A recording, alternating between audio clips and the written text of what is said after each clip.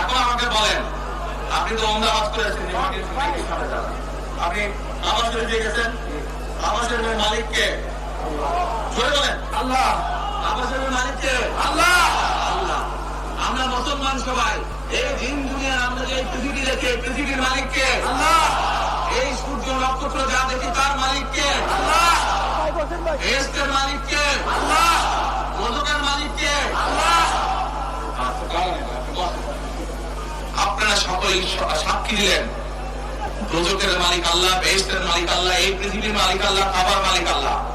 আরে ভাই, যেটার মালিক আল্লাহ সেটা কি অন্য কেউ দেওয়ার ক্ষমতা রাখে? রাখে না।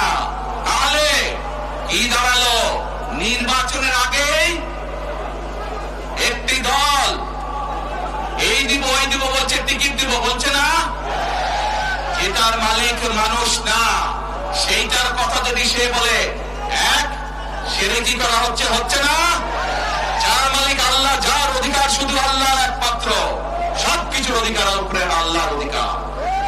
কাজেই আগেই তো আপনাদেরকে ঠকাচ্ছে, নির্বাচনের পরে তাহলে কেমন ঠকাবে আপনাদেরকে বোঝে নেবা।